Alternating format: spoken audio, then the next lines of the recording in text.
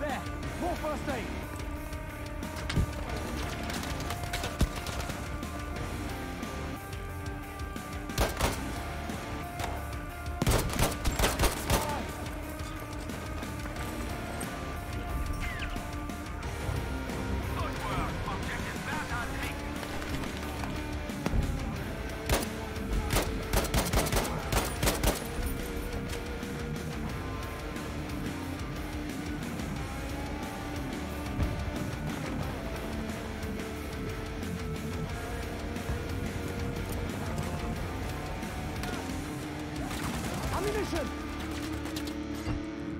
I got you, chum.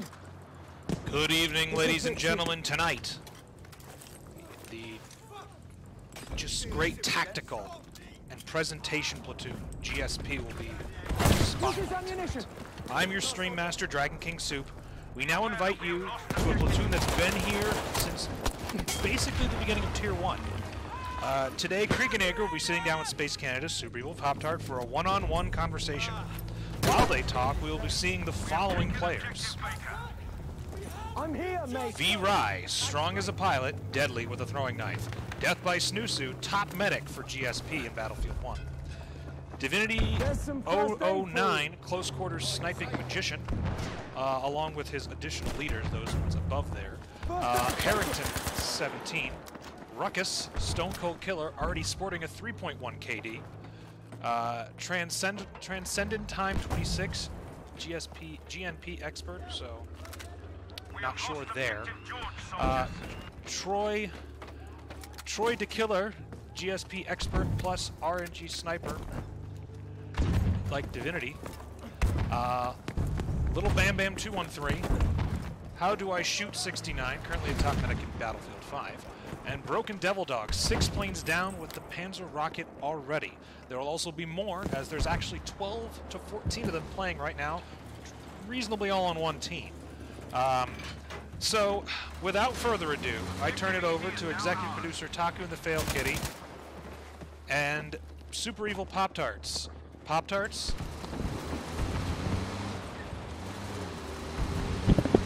Welcome, ladies and gentlemen. My name is Super Evil Pop-Tarts, and I'm your embedded reporter here at Tier 1 Esports, and I'm getting the nitty-gritty down on all the platoons that you'll be seeing here on T1 Esports. And tonight, I have the Kriegernator from GSP. How you doing there, but? I'm good. All right, so we're gonna get to learn all about you and your boys. So first, why don't you introduce yourself to all the viewers out there? Okay. I am the founder and one of the leaders of Genetically Superior Players. I formed GSP October of 2010, and I believe we are the longest running Battlefield platoons under the Battlefield series. You're definitely the oldest platoon that I know when it comes to time invested in the series. So we're going to get a history lesson today, folks. Believe me, we're going to get one. So why did you start your platoon in the first place? I mean, you said you've been going at it since 2010. Was there something before that made you create the platoon in the first place? Yeah, one of my employees used to play in a platoon in Call of Duty, and he knew how organized I was, how competitive I was, with real life sports. He knew I used to game a lot when I was younger, and he just kind of said, would you mind, coming in and helping us out, and see where we go from there.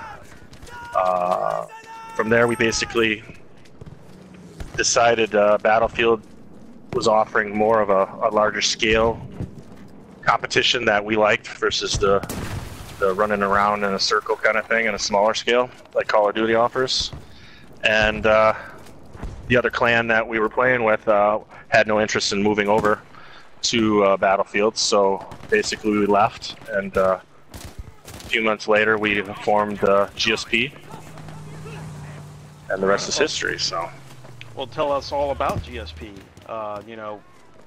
The inside, the gears and everything that goes behind your platoon. Sure. So the one thing that I noticed in my transition of competing in Call of Duty and what I was seeing with the Battlefield series, to be specific, it was Battlefield 3, was how clans were ran. They used to be just like, it was like one top dog, made all decisions, without anybody else really coming in. So I felt like a majority type leadership role of 5 leaders going in and voting on, either removing players, adding players, strats and all this stuff was a little more conducive to what I felt the competitive world was like, and then needed, and it seemed like as far as clans go, that's what I think sets us apart, is that, I'm not just going to get mad at one guy all of a sudden and then kick him out of the clan for my ego, or another leader or anything like that. So, but all too often when I'd recruit a guy, that was exactly the reason why they were looking to join me, is that their one leader kicked them from their clan because he made one mistake and stuff like that. So I basically took the back seat to a lot of guys already competing, and listened to what was frustrating them with the clans they were coming from, and that's kind of the essence of where GSP is at. We conform to what guys are looking for in a platoon. So that's that's really good, gaming by democracy, not just by ego. Now, right, exactly. And that gives a sense of community within your own clan, your own platoon, and within the community as a whole, as Battlefield. That sense of community with not only that you feel with your fellow platoon mates, but within all the other platoons that you definitely would talk to, of it, especially when you're setting up matches and such. Do you think that sense of community is what keeps your core group together? Absolutely. I look at it as more of a brotherhood than a community. At the moment, it's just a bunch of guys playing. We obviously would love to find more female competitive players out there, but none have come across our plate yet, but we definitely are open to that. But right now, it's just a solid brotherhood that comes together on a nightly basis to play at a level that they've been looking for in a game. So, yep. In some cases, go ahead. Yeah. No, I'm sorry. What you were saying?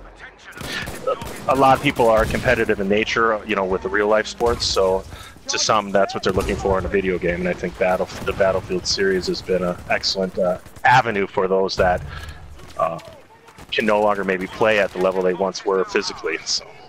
Yeah. competitive drive, regardless of what format you're dealing with. Correct. Sometimes you just can't tap that down. So, besides Battlefield 5, is there any other games that your group plays? Like, say, in our group with Space Canada, we like playing a lot of different multiplayer games to get a variety of things. Is there any other games, probably more geared toward, I guess, the multiplayer aspect that your guys play?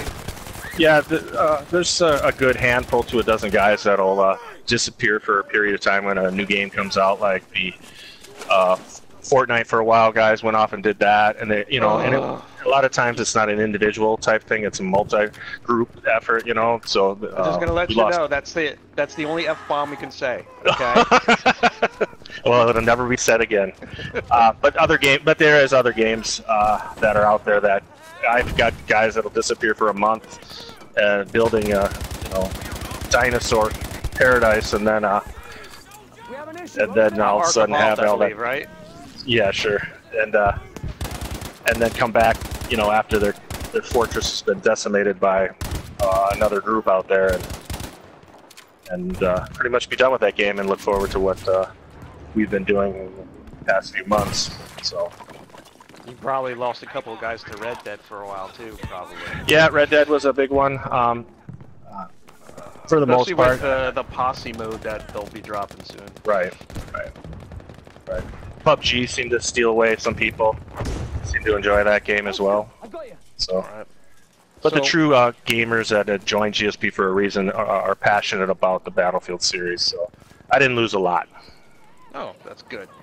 Yeah. So, when it comes to keeping, you said you got you do it by gaming. We'll call it gaming by democracy, where you have you and you have your I would call them admins, or you can call them your lieutenants. How do you keep all the players in your platoon all on the same page, regardless if it's stuff like training or doing something within your Discord or getting ready for a match? How do you go about that? Well, I think for the most part, it's guys realize if they aren't on Discord, if they're not chiming in, showing up for practices, active, just pubbing on a regular basis, then they miss out on opportunities to compete with us. So, and sometimes, some egos get put in check when they think they're a good player and they should get to play all the time, and then they don't show up for a little bit, and all of a sudden they're not in a match, and they ask me why, and I'm like, well, I didn't even know you were around because you were off playing something else, so, or you hadn't been on for a while, so. So I think it's check-ins. Yeah, they hadn't really done any check-ins, and the biggest thing with that is that, I mean, you put in the time, you put in the effort, and we make room for people like that. We have our core group of guys that we look at as our main competitive squad players, and then we backfill some of the extra spots with guys, either new recruits that have come in, or other guys that aren't as active. So they realize that there is no real seniority. We've had guys jump into a match a week after being added to GSP and compete with us. So, and again, like I said, with the whole concept of how other clans ran things, they were really shocked to know that they could immediately get into a match and have the opportunity to prove themselves. And I think you build the respect out of that. So. Yeah. Now you mentioned Discord as being one of the tools you use, and I don't know if there's any other tools that you use too. And you were giving me an interesting history lesson of the evolution of, I guess you could say, the competitive Battlefield scene. Sure. Maybe you could take us back how it was to how you the tools you use now. Oh, sure. Well, back in Battlefield 3, the only competitive avenue we had at the time that I could find was 5v5 rush. So as far as communications go, that was fairly easy, just get into a party chat and mic up. But as things evolved to Battlefield 4, and obviously Battlefield 5, and now, or all the way up to 5 now, we've had to be a little creative. For a while, we would use cell phone connections and stuff like that, and we'd try to get into party chats that way with certain guys. So we'd be mic'd up, a couple guys on cell phone chats, and then use the PSN chat as our main avenue of communication for the whole squad as a whole. So, but Discord is huge because you can have multiple people in one chat and mute certain people as needed. Haven't quite mastered that yet because it can be pretty tough. So you have a lot of guys talking all at once, especially in just setting up muting people and having people only heard. So it's a work in progress, but it's definitely a possible direction we go with Battlefield 5. Do you think that's how a lot of platoons organize their not only their platoon, but you know, their leagues and matches? I know a lot of people utilize PlayStation Network, and then a limited number of guys mic'd up or the chats available in the game. So Battlefield 1 and Battlefield 4 were 16v16, or they're calling it 16T now. They basically get 8 guys into 2 chats, and then 2 of those guys will go into Discord, and then they'll be able to do cross communication to each area, so that you're now limited to only having to listen to your squad and one other guy. And then strategically wise, you basically just make sure the 2 squads in chat work within a certain area, so they're communicating, you know, movements and stuff like that. Now, as we're looking at the stream here, and I'm watching some guys going around here, lovely. Who am I looking at? He switched. I cannot quite make out that name. Is there anyone in GSP that we should be keeping our eyes on, especially in the coming months, especially when the games the games matter? Sure. You know, I just recently brought on 3 guys right now to fill the 5 leadership roles: Divinia, 009, VRI, and Death by Snoo Snoo. And I love that. Part of that's part of that is because of the excitement that they bring to the game and they bring to our clan. So they're definitely 3 to be watching out for their specific traits. Death was just a lights out, smart medic who knew when to take people out, cleared areas before repping people, and then did his part to keep the squad moving. V-Ray has picked up vehicles quite well in Battlefield 1. And has fallen in love with the planes, so you'll see him. I think he's still in a bomber right now, clearing the airway for our guys on the ground, trying to help with tank support. And then Divini's. What I understand, those planes are those things are beasts. Yeah, I mean the bomber does some dirty work. I got Chevy Nova up there in a fighter right now, so basically he's you know, clearing the air so V-Ray can do his thing, helping the guys on the ground. That shot, so the cop pick here for one of the planes. I guess this is V-Rai, so I guess he's riding a bomber. Yeah, I was looking for his name to see if he's still in the air. Yep. Watch him come in here. Looks like he's gonna go for a run. Oh wow! I know Battlefield 1. I suck at planes. I stayed away. Yeah, I haven't quite figured out planes. I was decent in Battlefield 4 with the Little Bird. And then they took that away in Battlefield 1. So then I picked up a little bit of tanking, seemed to do okay with that, but I'm a pretty core ground and pound guy. Emphasis on squad play. Much. Yeah. Most of the time, if I go in a plane, it's just to taxi it somewhere, because that's probably the best scenario for my efforts. So. And you're talking about, when you say taxiing, you're talking about parachuting out? Correct. There's some strategic mindset, especially on the beginning of pushes off the beginning of rounds, to get guys to certain parts of the map so they can start capping flags. So taxing a play is pretty normal, especially if you have a platoon that doesn't have a solid pilot. So that's what we typically research is who we have on the other team that might be a threat in the air, to know if our initial tactic is to go for pilots or use a plane for a squad bomb to another flag closer to their gimme. All right. Now you mentioned a bunch of your boys there. when it comes to your own play, how does the big boss play Battlefield? Well, you say Battlefield, you could go from Battlefield 1 to Battlefield 5. Yeah, it hasn't changed. It hasn't changed. It's straightforward for me. I think the biggest joke is don't spawn on Krieg, because even though I say I'm clear, I'm usually not clear. I kind of put myself right in the thick of things. You're clear-ish. And clear-ish. I tend to make a lot of my guys who spawn on me meat shields, so they'll spawn in, get riddled with bullets. I'll take care of the guys that killed him, and then another guy will spawn in. So, and that's something I've been trying to also improve upon. I know it's been helpful for me in the squads I run to kind of do that, to get really into the action versus a perimeter player.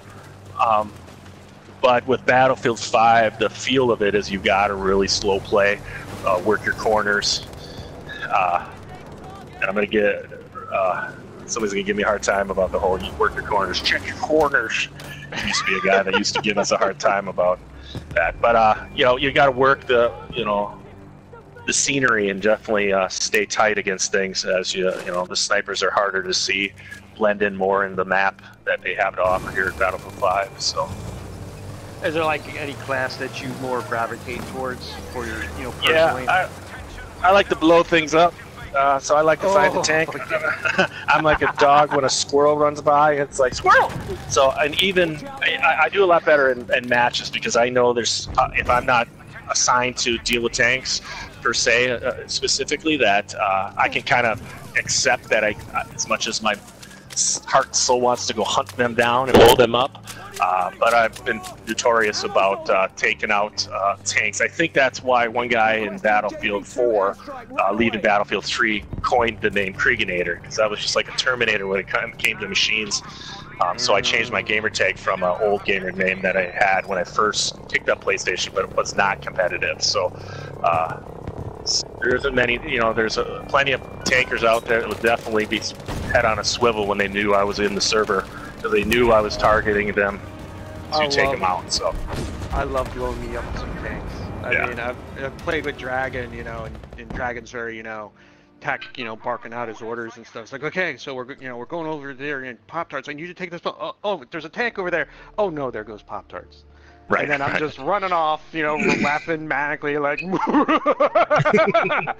and then everything's dead, and I'm laughing even more like a supervillain as I've blown up the tank and killed the whole crew. And then you see my kill-death ratio against just normal humans, and you're like, okay, Pop-Tarts, what is it? If it's in a tank, you can kill everything, but you can't kill a guy? Just like a regular guy out there? I mean, come on. Yeah. But I just... Yeah, Dragon says I'm an untrained puppy who humps leg when he sees herds. That's funny. Well, they were a really attractive leg. What can I say? That's right. A shiny tank is hard to resist.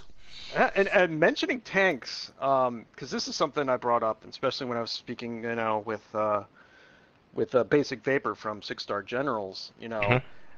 Tanks are the most people think, oh, people just want to get in tanks because they think they'll last longer and they have a big gun and they can blow people up and much more quicker and get a better kill-death ratio. But being a tank driver is very not only skillful, but sometimes they're like a linchpin in the plan. Because if you lose a tank and in a real wrong situation, I've seen matches where, good tank drivers, not just people are just in the tanks just for being in the tank, but damn good tank drivers. And they take out that one tank because it was maybe accidentally in the wrong spot and his crew got killed. And he's pretty much a sitting duck in the middle, especially if you're like the one match was in the Sinai Desert. He was gone, and that team that blew that tank up just rolled over that other team. So I found that tanks are really important, and good tank drivers are key. I can count on the league I've seen before, like on one hand, good tank drivers. Do you agree that a tank driver is not only just a guy who thinks he's going to get a big kill-death ratio and last longer, but a guy that is there to do a job and what does it take to be an ace tank driver? Yeah, I think vehicles in general, including pilots, are a key element in competitive matches. But talking specifically about the tanks, there are certain points you want to position those tanks to help your ground crew move throughout the map. You know, you can only get so far until you're up against either 2 squads or 3 squads or the other tank, and you have to make sure that your tanker's on point with moving forward to give suppressive support, if anything. You know, a chance, you know, making guys duck down when they normally would just sit up and take a guy out.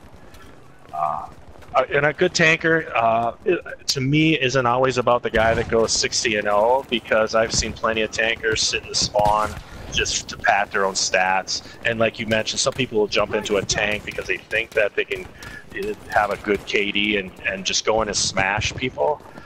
And there are plenty of people out there that do that, but the really good tankers are very strategic in how they move it, almost like a chess match. They know when to move forward, when to back up.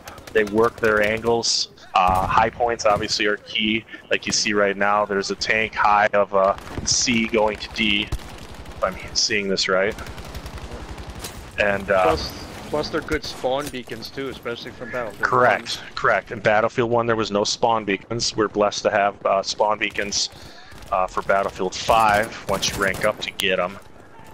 But for one, you definitely needed the tank to be that spawn beacon, and even more so forces that tank to get more engaged than they maybe were on Battlefield 4, where they could be more outside the perimeter, because the tank, like on Sinai Desert, as you mentioned, if they're trying to go to like Alpha on the Conquest end of things, being on the other side of the train track, there's no chance for a foot soldier to spawn out of the tank and actually engage the flag, knowing that the mountains over Bravo or the other side of Alpha are going to possibly have snipers riddled out there. So they're just waiting for, you know, a good squad has a sniper kind of eyeballing that tank, waiting for that guy to get out to rep, to get out to run to an objective. So, and well, we use that tactic, so I know that it works. So. Now, me and Dragon, we watched a couple of your matches, and basically what we've seen with the gameplay that against the teams you played, you're pretty much the New England Patriots of Tier 1. You're on your game, you expect people to be in position, you're like this well-oiled machine, your strength is discipline under fire. Now, how much practice and preparation had to go into that well-oiled machine that's called GSP? Yeah, I mean, we're probably one of the most off-the-game preparation clan that I've ever seen or heard of, I guess.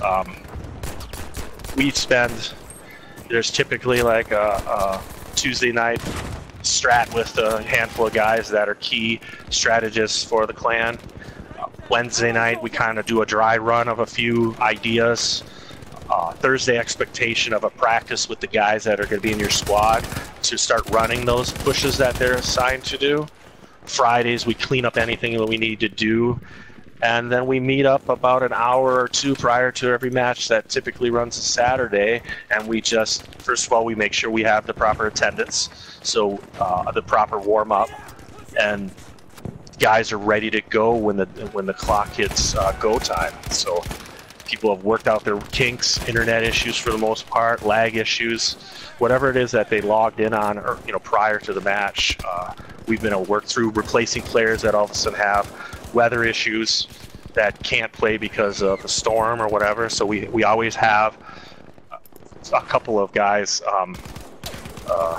as backup, ready to jump in at any moment. So I think that's key, because there's nothing worse than coming 5 minutes to game time and you're scrambling to find a player who you have to tell strats to, probably won't follow them because they really haven't had time to prep. So and that goes back to when you said, like, how do guys understand that they need to show up this night, they need to show up this night. If they don't show up, I'm going to replace them, because I need somebody prepared to go in there, not just winging it,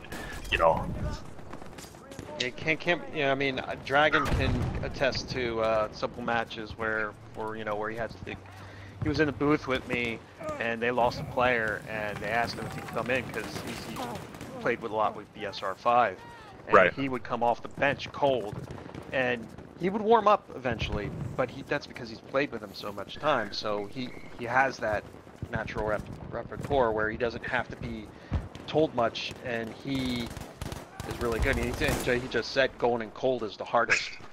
It is. And it's not like we've been perfect from day one. I've learned from those type of mistakes, and I vow to my guys that we'll never make those mistakes, and they understand that. So they understand when they call me, 4 hours early in the day, and they say they might not be there until game time. I have to weigh that. I know they showed up at Wednesday's practice. I know they showed up for Thursday's dry run, Friday's tweak, and something came up and they may not be there till time, and I have to weigh all those factors in to know if we still want to let him come in dry or have to bring in a reserve, And real life comes in first, viewers. I mean, really, this is a hobby. We all have the passion. We all enjoy it.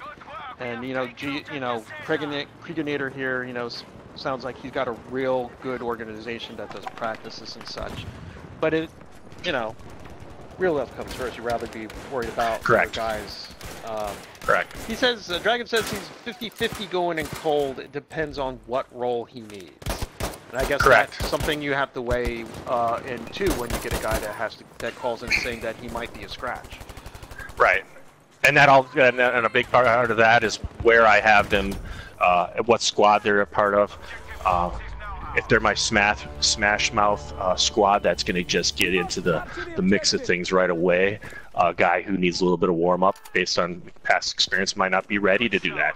If it's one of my going back to the tanks and planes, if it's one of those guys, that's one of the hardest ones to really, because they've run pushes prior to, we know timings for how long a vehicle gets to this point, how long it takes for that motorcycle to get here, what's the fastest route to get to X point, so telling a guy to come in and say, you're going to be the tank, or you're going to be the one riding the horse, or you're going to be the one taking a squad in the plane, they haven't run the pushes to know the exact line we found out that gets you there the fastest. So sounds like those tank drivers and those pilots are really specialized big time, because I guess you have to have that mindset to be in that tank and be in that plane. And I know it looks like that plane could be kind of lonely. Being in that plane. Yeah, that's the other struggle I have with being a pilot, is there's a lot of time where you're doing a lot of big wide turnarounds and coming back, engaging one specific target, then have to wait for everything to reset. So and they still put up, the good pilots put up the numbers. It's insane. So I haven't quite figured out how they do that. It takes patience. It does. A great deal of patience. So let's talk about Battlefield 5 here, and we were talking earlier, and you've had the game since early access. So it's been out for a good month now. So with that month of playing, with getting your boots on the field and doing your thing, what's your impressions so far with even with this small brief time that it's been out of Battlefield 5? I know a patch just came in recently, which will be probably a well-deserved patch that we needed, but compared to all the other game modes or a series of Battlefield I played, I think Battlefield 5 has been the cleanest startup from day one.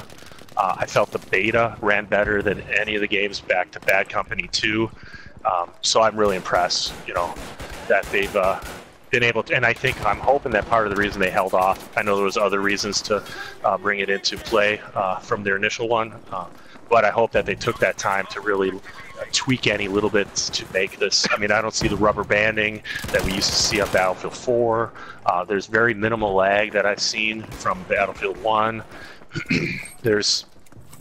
Right now it's a clean game, and if they just keep listening to the communities out there of what they want tweaked to make it run even better, I think we got something special right now happening. All right, so coming from Battlefield 1 going to Battlefield 5, and there's bound to be changes and different playstyles. Plus, you're going from World War I to World War II. What changes so far did you see that you like, and which ones do you think are going to pose a challenge for the player base as a whole? Sure, I think the whole, I like the fact that they've allowed everyone to have the ability to revive a player. And like we talked briefly about it, I mean, in general, every military soldier out there has been given some sort of med training, but it's the medics out there that are the ones that are going to be the cleanest on it, the fastest on it.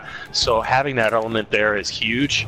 The other thing, and I mean, big props to them for finally realizing that tanks having unlimited, planes having unlimited ammo is a little ridiculous, you know, and that they've now forced you to go back up to a repair station or a fill-up station, so to speak, is awesome. And to add that you can actually destroy those stations so that the tank has to have somebody to build it up again is another element that'll add to the competitive play. Yeah, there's one thing, you know, that we understand it's a game, and we can't make it 100% real life or it'd be boring as hell. Correct. But you also don't want to make it too much where it's too arcadey, like, you know, Call of Duty. And I'm Correct. not, you know, I haven't played Call of Duty, and I think I have my own opinions of Call of Duty, but that's more of an arcade twitchy shooter, where Battlefield, you know, and I'm going through, you know, Battlefield 1 and even the ones prior since you have experience with them, they're more tactical and strategy. So you want to get a little bit more realism into that. So given the, you know, tanks and planes can't have unlimited ammo, because where are they getting it? From the ether? Right. Well, it'd be no different than why did they ever even come up with the idea of making soldiers lose rounds, like run out of ammo? Why didn't they give the Rambo effect to the soldiers if they're going to give it to the tank, you know? Yeah. Stallone never ran out of ammo. He never had to reload, even though it was only like 10 bullets on his one arm. You never saw it go down. The dude was riddling 20 people, you know? Details are not important. They're yes. not important. When it comes to all these changes, how do you think it's going to affect competitive play? There's a lot of new elements they've added to the game that are going to be interesting how they play out. What are the options in setting modes? You know, the repair or the building of forts and sandbags and barbed wire, fortifications out there, weapons that come out of the fortification that you can use both to take out vehicles, take out air. That you have to build. I don't know if you can. There'll be a setting when private servers come out that you can have them all already built, you know, or you just completely can eliminate them. So there's no way of doing it. But so far with the maps we have right now, I think it's huge that they allow for you to fortify certain areas, because otherwise it just becomes a sniper from the spawn or a sniper from 200 meters out sniping you as you're capping a flag, and they're nowhere near. The other thing is they've now increased a lot of the flag capture area, but again, thinking smart about it, the closer you get to the actual flag, the faster the flag caps. So it forces you to either slow burn a flag or get more aggressive and get on that flag. So that will add to when we get into the competitive mode, you know, how much that's going to be important as far as turning the tides, bringing back, you know, when you're down. I love that they went back to the ticket count going down to 0 versus going up to a number. That was a change in Battlefield 5 that wasn't there before, or Battlefield 1 that wasn't there before in any of the previous game modes. They don't have hardcore right now, so that's interesting, but I feel like coming from a hardcore background, this mode right now that they have set up has a good balance of both, even better than Battlefield 1. Alright. So let's play, why don't you play Sherman to my Mr. Peabody, and let's get him on our Wayback Machine.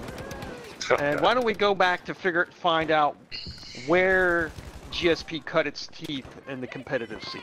So, going all the way back a long time. Yeah, that's right. Back in the day. Back in the day, we had an arcade console that was made out of wood. That's right. We had pedal and cars. We liked it that way. Man, horses weren't cavalry; they were actually our tank. Yeah. Battlefield 3, I think that's what put GSP on top, and put started a name out there for us going into Battlefield 4 as the team to be, the team to beat and stuff like that. We went on a 19-0 run which was huge. And at the competitive level, I haven't heard of anybody else even coming to that amount of wins versus losses. And I'm humbled by it because, I mean, again, you put in the hard work and the results happen. And that's what the guys realize and see from me. I spend a lot more time not playing the game, working on stuff than I do with most of my guys. I rely on being there on those weekend matches and stuff like that. So, you know, I want them to keep tweaking their gameplay. I want them to find this new area that has a great Overwatch, you know, a different little canal to work themselves into another flag stuff. That's just as important as anything I can do myself or anybody else that helps me with strats. Now, given that GSP has been around since 2010, and you've played many teams through many of the iterations of the Battlefield series, is there any team that you would call your rival, or if you wouldn't call them your rival, that you've played so many times that that team pretty much knows your playstyle like the back of their hand, and you vice versa? Is there any team throughout your long history that sticks out? Or even if maybe, you know, another different team, say the Platoon didn't switch from one game to the next. Anything, any Platoon that stands out? So I guess I can give respect to maybe two clans, if that's okay. In Battlefield 3, in Battlefield 3, if it wasn't for Obey, which was a clan out there, they were the ones that were top dog when we were invited to join the league they were in. They beat us 3 times. It was under Frag Nation. Okay. There were ladders there that ran tournaments and stuff like that. If they wouldn't have invited us into this competitive world, if they wouldn't have played us 3 times, I mean, they beat us all 3 times, so I don't know why they kept playing us. But what we learned from them, and huge respect out of that, is that, you know, we learned how to be better every time we got beat by them. And after that 3rd loss, we tweaked enough things and we never looked back. You know, and that's where the 19-run streak happened, even against them, beating them a couple times, you know, and it's been a good. So I give them respect from back in the day. As far as recently, I would give the operators much due respect. They took us out in the championship on Battlefield 4, and then beat us in Battlefield 1 in the finale. If I remember right. We ended up in the championship together, and we had to beat them to go into sudden death, which we did.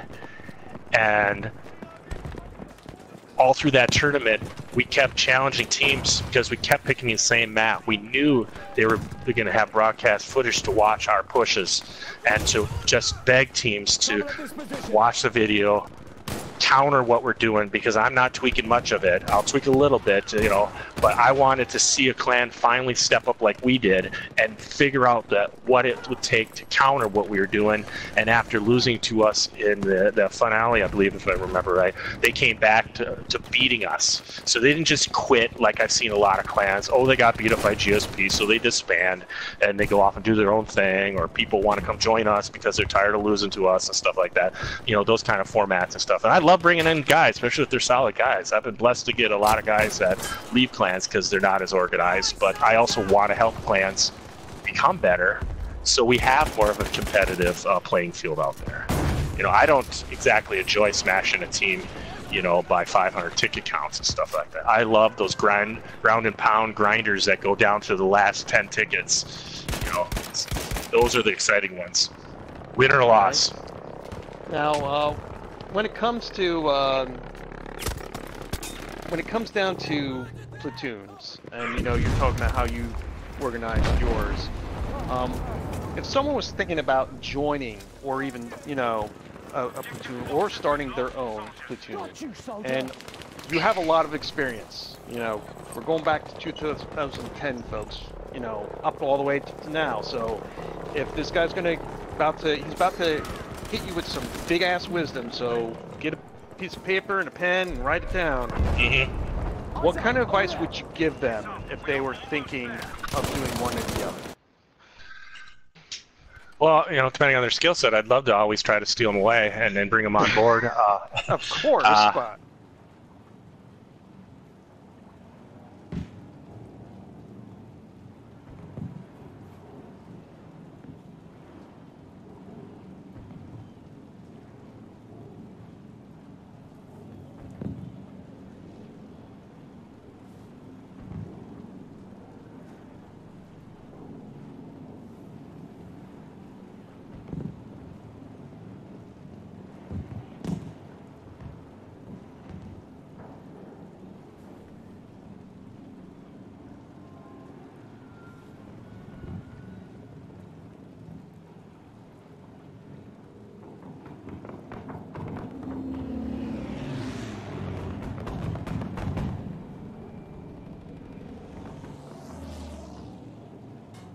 Plus, that wanna be a part of that excitement. I've just been given a notification that the game crashed. They're down to 7 tickets on one side, so that might be a good timing. Okay,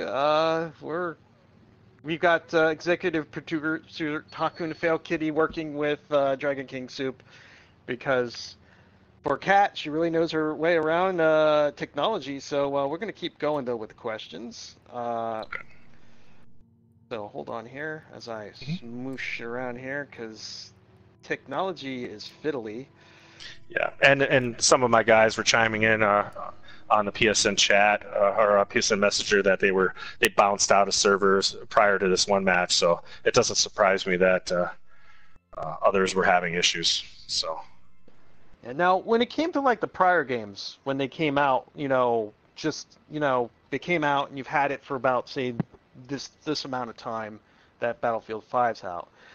Were there any like problems, like that, games crashing and stuff, and did it, as the game got older in its life cycle, did those, cut down a lot? And I know it's not just always on, the servers for DICE and EA, but also, you have to deal with PSN, because PSN can be stupid, just as bad.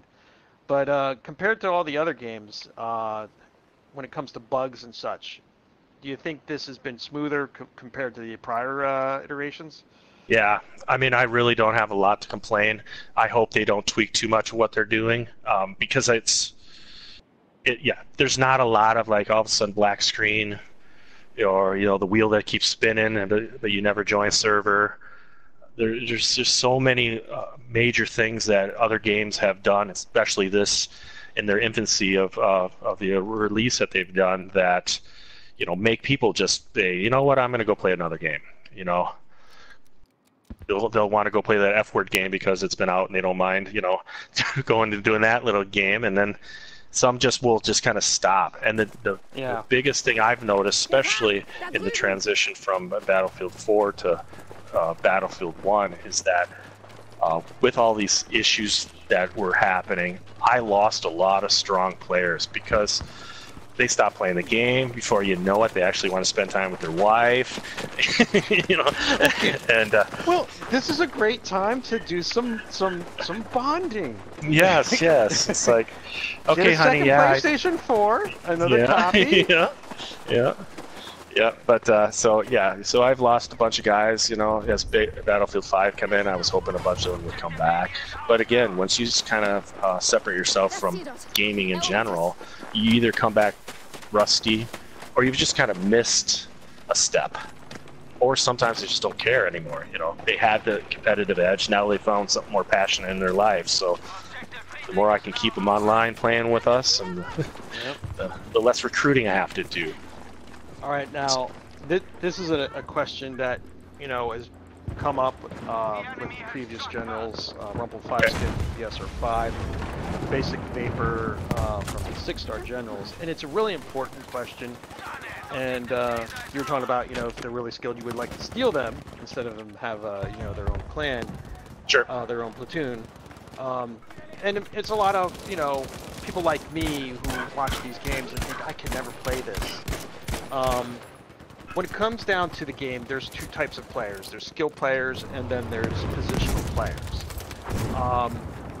how would you describe each type of player, and what are the positives versus each one? So skilled versus positional. Yes. So skilled players are those guys that like to just get right into the thick of things. They got a strong gameplay. They can take 2 to 3 guys out, in my opinion. So I typically make a strong squad consisting of them. Typically make them the ones that's pushing to the main objectives, which are typically the center flags and stuff like that, and kind of let them, work their way around from there, where the heavy pushes are at. Now, positional players are those guys, in my opinion, that kind of post up their perimeter coverage over flag captures, have expected roles where they know that they're going to follow to a T. If I need them to go and flank, they're my flanking squad. I know they're going to take time to not kill anybody, to be stealthy, work their way around, get back. Where I think a skilled player, he sees a guy, and it's like the same thing with me with tanks. All of a sudden he's like, squirrel! And then he deviates from the strategy, and he's like right after that person. And then all of a sudden he calls the squad out.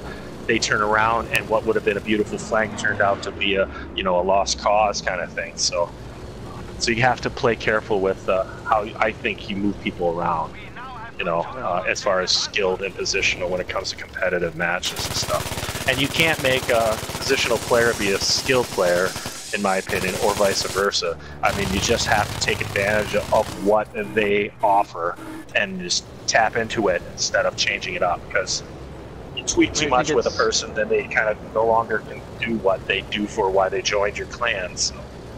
Do you think there's not a lot of those, we'll call them special players, that can do both? You're either positional or your skill, so you think it's more of a, say, that inner strength, inner ability thing that everyone has? They're just simply a natural for that particular type of gameplay? I guess I can see it, and I have it already, so I can correct myself. There are, and the people that I look to be able to do this are my vehicle guys. There's tankers out there that can go 60-0 in a tank, and they're obviously perimeter coverage. They end up 17th on the as far as the team, because they're not capping a lot of flags, they're not getting a lot of points, but their KD is outrageous. But the minute they come out of a tank, they're worthless. They're probably better to be a spawn beacon sitting off a flag than trying to feel like they're going to go and be productive. And so I don't really. I don't need a tanker that can't do to be also, multi-purpose or a pilot and stuff like that, because you're not going to stay alive the entire round. And I need you not to sit in the spawn waiting for a vehicle to respawn, because every second counts, every ticket counts. So I can't have you come back into a round and get killed 4 times before your tank comes back. Then you go on a 10-0 kill streak, then die, and then go and die 4 more times, because now you're at a 10-8 score, and you've given that other team that many tickets burned on the scoreboard. So there are those type of people. So. Yeah, and going back to that, the tank drivers, where I said I could count on my hand 5 good tank drivers, and what I meant 5 good tank drivers is if they didn't have a tank, they could still pound it on the ground if they had to. Correct. Correct. They weren't that just, okay, we have to, who's going to stay back so we got one last guy covering the perimeter or going on the rush. No, right. You just get in there, and when the tank was able and you were able to get there, they would get that tank. Yep. And going on, people wanting to get into the game, we were talking about my gameplay. Now, I didn't play competitive. I played mostly for fun with my friends and with Dragon and BSR5. And I sent you a video to see how I played. Now, this isn't like an early video. This was just after the last season on the league that we watched, right probably before Battlefield 5 came out. Okay. So on the definitions we had versus skill versus positional, how would someone like me, and we've already joked about my KD ratio, if you want to call it that, and to be honest, I'm a mad player at best. What kind of advice would you give me to up and improve my game, especially with, Battlefield 5? Okay, so I'll try to be as constructive as possible. I did watch the entire video. Oh god. Am I gonna allow? Am I in the principal's office right now? Or? So there are. See, and that's the beauty of finding a diamond in the rough out there. So when somebody wants to be competitive and struggle, we got a couple guys right now that people don't think they're competitive. And they still join GSP. I gave them a chance to prove themselves, because a lot of times, like yourself, you end up playing with yourself, and not in that type of reference. But you don't have the squad play that we offer. You know, you're not showing up at night and playing with 4 other people or 6 other people or 8 other people. You're playing by yourself, and you're doing your best to do your best. And so when somebody wants to be a part of us, we bring them in, and they don't just, you know, I see a lot of clans out there that just want to have numbers. So if somebody wants to join, they just accept them, give them tags, and hopefully someday they'll show up in a server and play with you, or in the chat and talk up with you. I mean, people have to go through showing up into our servers, playing with a squad. Squad communication is key. How well do they do on squad comps? Do they have the TV going on in the background, or a child screaming their head off? You know, or are they off rambling about, you know, one thing or another that have nothing to do with what is helping your squad? And this isn't a lot to ask, even in a pub round at night. It's like you're trying to make yourself better. You know, you're trying to learn the game and become better. And from there, then we just kind of tweak a few things, system-wise, connection-wise, settings-wise, and then we do have nights where we practice and get together and work with guys. We have guys that go in and actually, like the patch, there's now a test site now that we can go in, that you can go in and look at what a weapon's done differently after the tweak happened, whatever the patch was and stuff like that, and then educate everybody on what they've done. And that's a lot of hours, again, not playing the game. So as far as you go, you definitely a spray and pray guy. I was going to message you the other day. I was going to call you Captain Spray and Pray. You definitely hit fire, and LMG is definitely your thing. There probably could have been another weapon that had more ammo. I would have probably given you until you got comfortable. I was using the Madsen. I was using the... You reload too often, because sometimes you only used 12 of your 30 bullets, and now you're reloading an 18 clip. It's still good to go, and then getting killed because you're reloading. So you have to kind of be more conscious of your weapons loadout, especially in core and hardcore. You had to kind of pay attention to how much you let go to kind of have an idea where you're at with your loadout and your magazines that you have. It's not a clip. And when you do bipod up, you're not bipod up, give yourself the best opportunity to take out the enemy. In the frontline situation you guys were in, the flag off of the bridge, you're laying too close to the flag. You basically got a 5 foot lip in front of you that you're basically, that guy's already ran about 20 yards where you could have seen them, and now he's 5 feet away from you, and you're not going to win that battle. So positioning yourself better would have been helpful there, so you have more of the field of play to see. You guys were close to where you should be sitting. There was a beautiful bipod spot up just shy of where you were laying down looking back at Conquest Delta. That would have given you that view you're trying to look at. And then when you got underneath on what is Echo and Conquest, there was a minute and a half that I looked at the clock that you were not in any field of sight of any entry that could have benefited you and your squad. You eventually crept your way over to the left, and then you had a beautiful line of sight given protection from the pillar to your right, but giving, you know, suppressive fire at minimum to the train side entrance to that deal. You guys came back and did a beautiful job turning it around. A little more positive communication in the chat to keep everybody uplifted, especially when you were pushed back. I mean, you guys were pushed all the way back to the last flags before, the MCOMs. Right, and time was not in your factor because you brought them almost back to their MCOMs to finish the round. So to me, as a leader, I'd say that was a win. There's a lot of positive you guys could look back on that worked. certain guys that were in Mike weren't working as a squad. That was the other thing. You were left laying there by yourself, dying from flames being thrown on you. It's amazing to watch you just burn up. You don't even move. You just got literally incendiary on you, and you're burning yourself to death. If you remember in that video how much we were bemoaning the fact that, you know, our medics are like, oh, there's a dead guy right now me. I'm going to run another 20 yards away from him. You know, right. So in that moment, so that would be the other thing that I would consider you trying to do is be the medic. You follow around your guys that are pushing hard. You know what I mean? And giving that support that was screaming in the mic constantly that they weren't getting. You know, Dragon's pushing forward, and he had a great, very nice KD. He was getting 63 kills, if I remember right. So, and I think he was third in the team and stuff like that. But nonstop was I hearing him. I got 2, and he died because there was 1 more. You know, I could hear him saying, I'm pushing, but I don't hear anybody else or saw anybody else really supporting his efforts.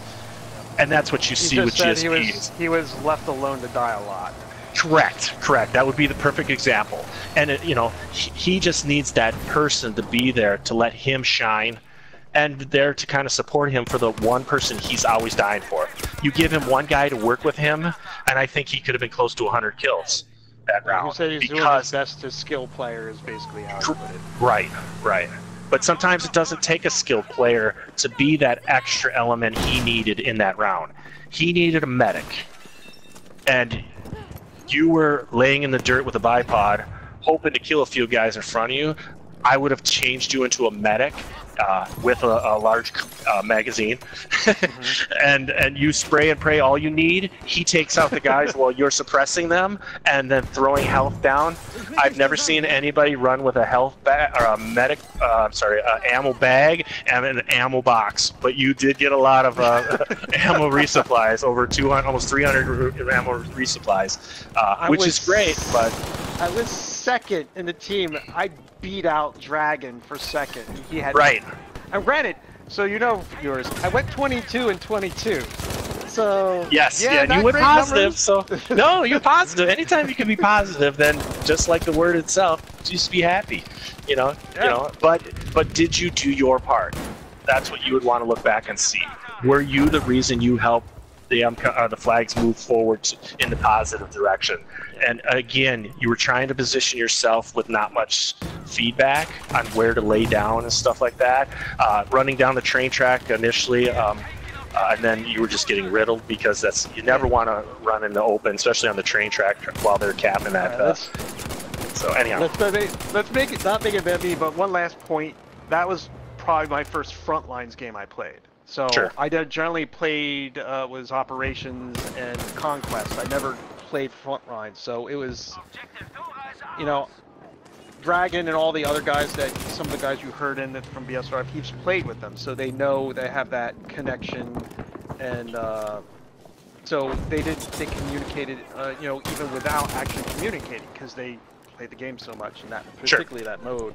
Yep. So that was my first taste of it. So if you notice, I was really quiet. You know. You were very quiet. Yeah. So hold on one second. I got someone here who wants to take over, and I'm going to go to the little girl's room and powder up. So let me get her in here. Well, so how you doing there? It's Krieganator, right? Yep, that would be correct. Yes, well, my name is Madam Hockey, and I'm going to take over, and Super Evil Pop-Tarts is now going to go cry because you hurt his feelings. But then again, he doesn't have a really big thick skin, so he's just a big poof anyway. So, let's see here. He's got some questions down here. Let's see here. Oh, okay, so you played a lot of games, and I've seen some of them. And is there any game that you got in there and afterwards that you look back and after you had a couple of few and did you look back there and you said, boy, my boys, we really broke those kneecaps and took a couple kidneys there and didn't think we were going to get such a haul? Is there any game there that you thought, yeah, they know who's the big dog? Yeah, there. You know, even to this day, I still, you know, I really did like how they transitioned Battlefield 4 and made it a cleaner game.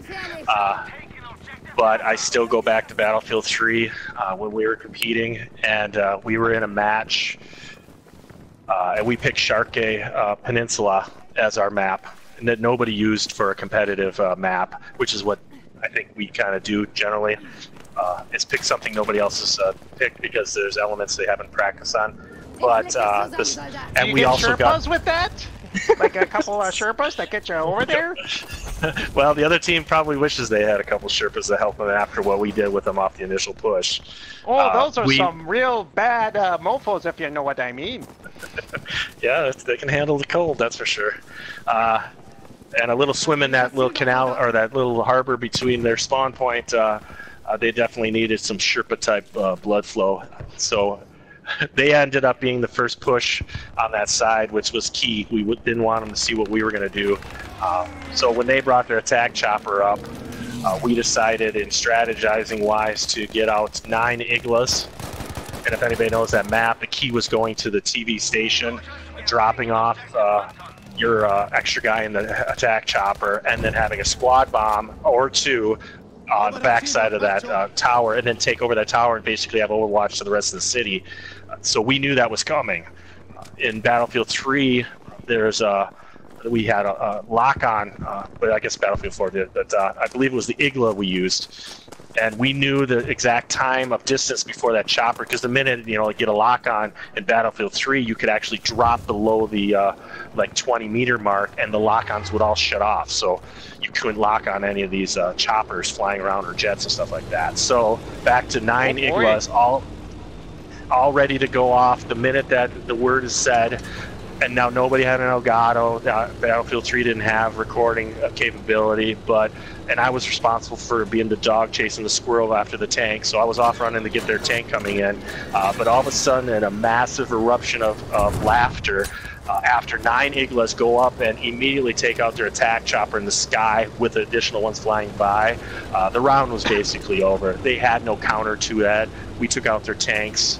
Guys were probably a good 5 minutes, 10 minutes laughing because nobody was on the flag anymore, because everybody else was hoofing it now, because all their push was focused on that chopper getting behind the TV station and stuff like that. But today, that roar of cheer that happened when they realized the strategy paid off and they had no counter was awesome. Oh, that chopper there sounded like one of those pretty boy, high boy players that kept his head down too much trying to get a nice shot off and got smushed by a big of bruisers and turned into a toothpaste tube there and just rode all over the place. Boy, I hate to be that copter driver. He probably got the brown pants on at that. Yeah, that would be exactly right. I would imagine he wasn't exactly clean in the undies. Oh well, all those pretty boy players, that's what they wear. They don't wear a jock strap. They wear panties. That's right. Mostly a thong. So anyway, based on what we've seen so far in the stream and watching your guys go down there, minus that mishap there when the game decided to crash and go blue screen on us. What have you seen so far that you liked what your boys are showing off there? I like seeing guys trying to come out of their comfort zone. A lot of times you go through a full game, a couple of years like this one was, and people kind of fall into a sniper role or a assault role. But I've enjoyed guys like Death by Snoo Snoo. He was huge on being a medic for Battlefield 1. And then he's kind of finding his own as possibly that might not be his #1 go-to option there. It's still one of his favorites that he jumps into, but he isn't just like run and gun and figure it out on that. He's looking at other options. Other guys that were strong snipers haven't completely warmed up to how the gunplay is for the sniper rifles, so they've found something else. And I think it's that drive that a lot of competitive guys get. Is that if I can't do this, then what can I do? And there's the never quit attitude that a lot of my guys have. Both as the new game comes in and then, as matches are happening.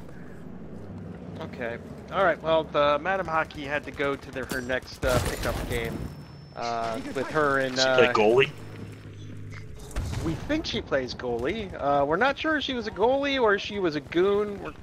We're on the fence there, but she's her and Doom and Gloom, her two enforcers, are going out for some Timmies.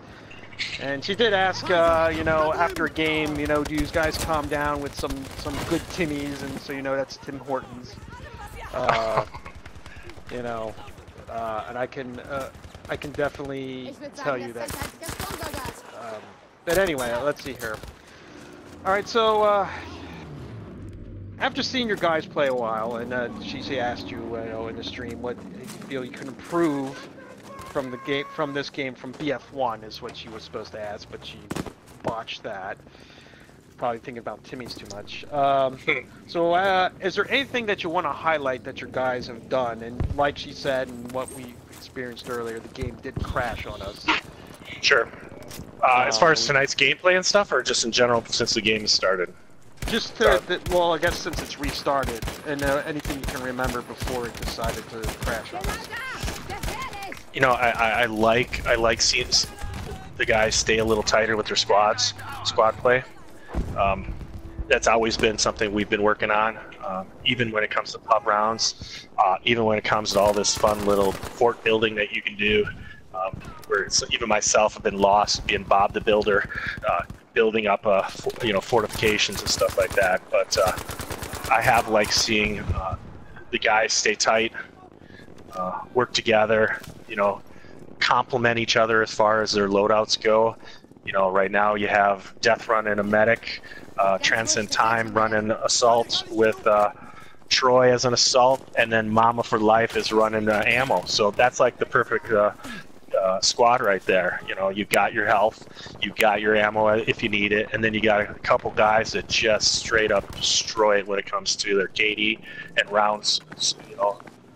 You know, these guys, Troy and Transcend, were putting up what we call 60 birds. You know, they were going 60 and 10 on Battlefield 1, and once they kind of get tweaked and more comfortable with this round, I'm seeing the numbers just get right back up there, and that's what you need is a few of those smash mouth type guys. That they're smart, they move the flag skillfully, and help the team win. So. All right, so tell us all about Tier 1 gaming, and we talked, me and you were talking yesterday, and you know a lot. So let the viewers know so they have a better idea of what's Tier 1's all about. Sure, so Tier 1, we found Tier 1 a while ago when Frag Nation kind of died out. They weren't competitive for Battlefield when Battlefield 4 came into play. So hooked up with Ender, and I was running one of the Frag Nation ladders as a manager, so I had a lot of like coordination experience and stuff like that. So with everything that Ender has to offer, I think we were a good combination, as well as the other people that were already involved with them, to help grow Tier 1 to be the league that they are today. Ender's done a phenomenal job on a lot of side stuff that no, I can't imagine any other league coordinator is. You could even, you know, put a thumb on or something. But you know, basically we started out, as I mentioned, we were a hardcore league in Battlefield, you know, which there weren't that many. A lot of the more competitive teams, even the professional teams out there, played core modes. You know, it was the one stigma whenever when people heard GSP was #1, well, that got trickled down to the core mode, and we'd get challenged by all these top core teams and agree to play core one round and then hardcore the other round and stuff. But when it came to Tier 1, they stuck with their guns and created what I think one of the strongest hardcore leagues communities, in fact, out there. You know, we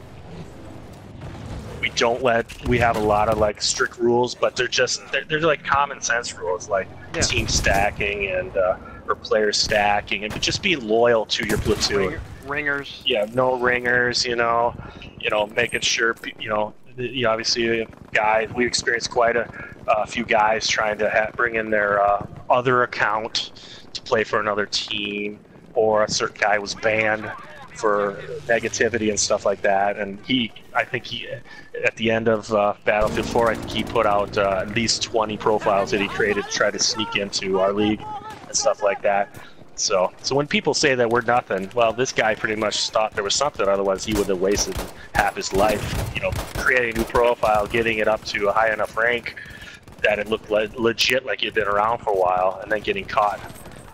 So. But tier 1. Yeah, so tier 1 is, I think, going in the right direction. I love the added addition of you guys to streaming. I know that helps Ender out greatly, so he can do more of his things. You know, like a year ago, we had that conversation as things started growing. That he, you know, a lot of times he wanted to have a say in everything. But if you look at him as the CEO or the president of the company, he's got to delegate and let guys kind of go with the direction that he's kind of, you know, foundered. And I think he's done a great job at allowing some of us, like I'm the North American coordinator, so, you know, allow us to kind of run with ideas, you know, like the international matches or the Friday night dogfight, you know, and just let him do his what is making him great, and that's the broadcasting, the streaming, the promo videos, all that stuff, you know, the management of the sites and or the Discord channel and stuff in general. But he's brought in a lot of great guys to help him out to back up tier 1, and it's been nice to see it grow. I'm just trying to do my job as best as I can here. Yep. Now, when it comes to this is going to be our last question, by the Sure. way. So, when Almost done. EA gets their private servers up and running, and they said they are, you know, they even said it to a bunch of people, yeah, and they asked when, and like, yeah. Wow. But when they get them up and running, and when the season starts, and the wins and losses, they count.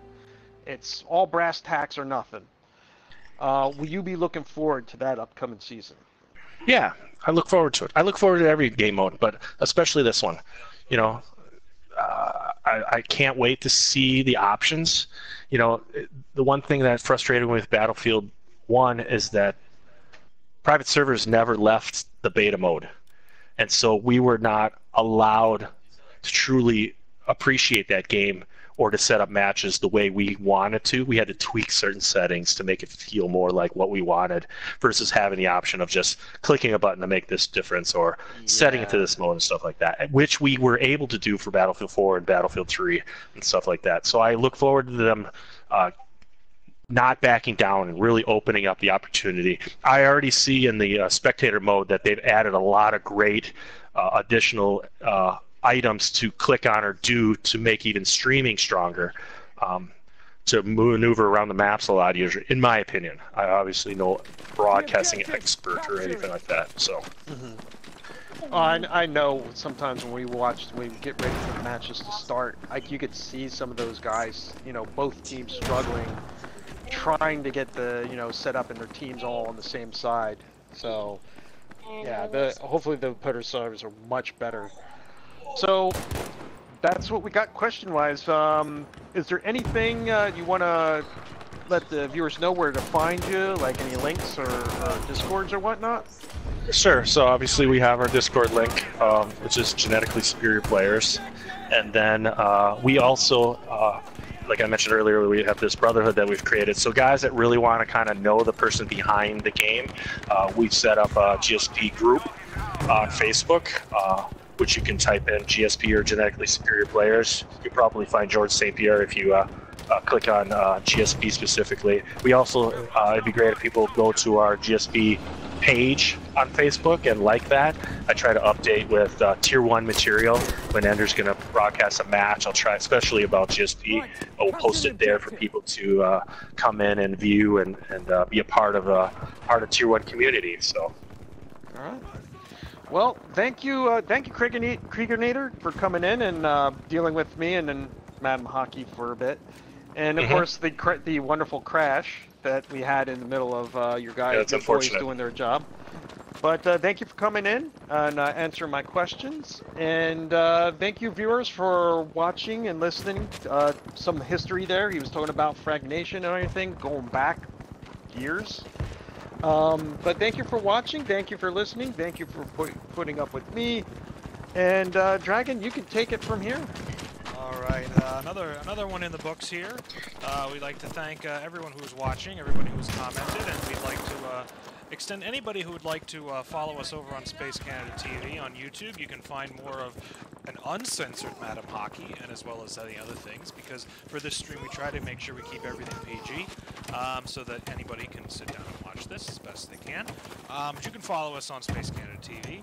You can also go on Facebook and follow us on Space Canada. 9 out of 10 times you will be approved. You can also find more of our obscure and not safe things, such as Pop-Tarts suffering through survival horror games and other things. On that station, you can like us, subscribe us. There's no ads, there's no worries. We are here to just have fun, and we do this with Ender because we want to broaden our horizons and help bring the Battlefield community together into one cohesive group, so we can, make more noise when EA doesn't give us private servers and stuff. But thanks for watching. You can follow more items. There's going to be a highlight reel coming up for Tier 1 soon, a couple days. Hopefully that's going to be soon. And we'll be back here next week with a mystery team because no one's signed up yet, but we are in talks with several different platoons. And again, it's probably going to be Wednesday night. We're going to try to keep that the same unless we're playing a clan or a group or platoon from a different time zone, which we'll let you guys know in advance. But for everyone at Tier 1 and for everyone here at Space Canada, thank you for watching, and have a good night.